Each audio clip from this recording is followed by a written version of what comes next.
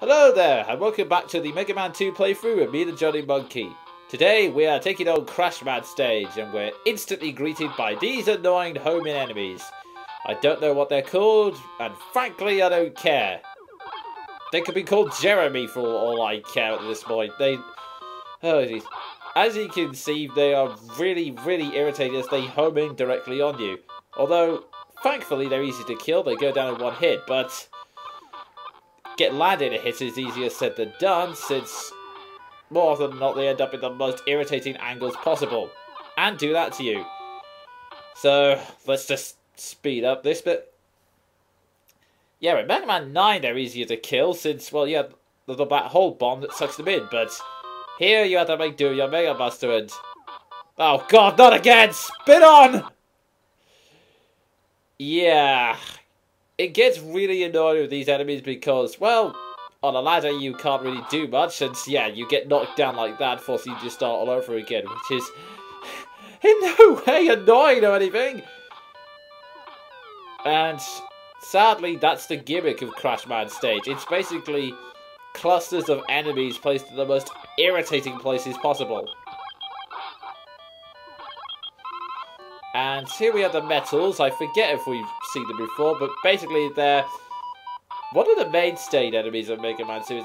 They're kind of like the Goombas. They're always there, despite no matter what the situation is. And basically, they're tiny enemies with hard hats that fire lasers. And that's about it, really. Yeah, these guys are going to be annoying. Time to change weapons too. The wood shields. Yeah, it's kind of pathetic that these robots are being killed by leaves, but hell, it's really useful for travelling around places like this. Yeah, just to quickly explain how the leaf shield works. As long as you hold down the fire button, the shield will stay with you. And then if you want to fire it, you just press a button on the D-pad. Well, a direction anyway. And that's really the only time you lose weapon energy as well. Basically, when either you throw it or it hits something. No, sorry, I'll correct that. It is only when you throw it.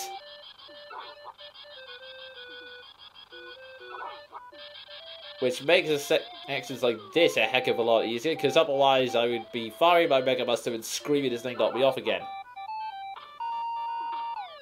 Now there's a weapons energy tank, but I'm not going that back to get it, because frankly, after waiting so long to get to that freaking ladder, I'm not going to wait any longer. So, yeah, I apologise if this isn't the most riveting commentary so far, but yeah, it's not exactly a very complicated stage. You just have to hit enemies and try to survive. I'm suspicious about this. Why are there so many platforms but no one about them? Oh, that's why. Yeah. Just place an enemy on the last platform who cannot be hit until he's a short distance away, and then send you tumbling back down to the next screen. Yes, I'm sure that won't irritate fans at all. Oh boy.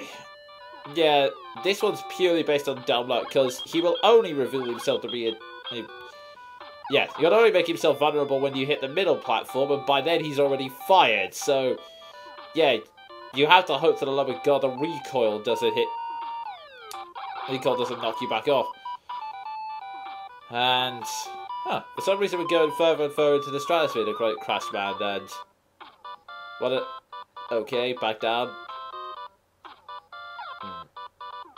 Let's get back up. Maybe if I try and climb up the ladders. Oh, God. Okay, back up we go, and yeah, I think now would be a good time to change weapons. The wood shield is going to be your friend in this, as it's the only way to survive these massive clusters of enemies. And there we go, we're in time to abuse items like no other. Oh, I hit the jackpot with this one. Oh, this is going to help me out a lot later. And up we go.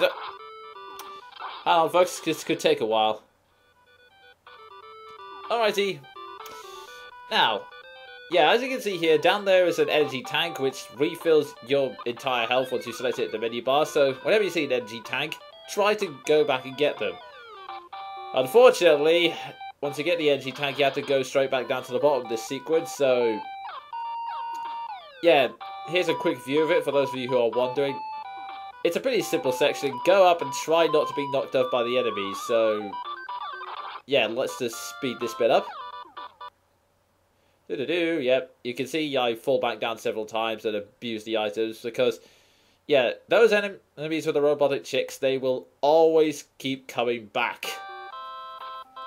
And once we get here, interesting ladder, let's try out that item the professor gave us. Item 2. And let's see, should I do it here? Or, no, let's try the ladder. Okay, it's facing completely the wrong direction. I guess I have to do it on the ground. That's actually kind of annoying, but yeah, it's pretty sad. I only used it to jump into one platform. Wasn't even pretending to fly anywhere, but yep, it's worth it to gain the extra life. Hello?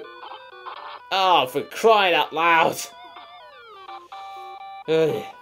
Crashman stage is where you really begin to get annoyed of all the enemies since, yeah, they're placed in the most irritating places possible. And these guys will always constantly respawn and try to leap towards you. But enough of them now because it's time for us to take on the big daddy of them all. Crashman himself. And for this, we're going to be using the air shooter. Yeah, I know it's not the most creative name, but it's really useful here. Pretty much because it renders any other strategy against him moot. See? Yeah, 2 hits and I take him down. Pretty much all he'll do is run around and throw bombs, so he'll be hard to hit, but since the air shooter shoots upwards anyway, and takes off half of his health, he's really, really easy to take care of.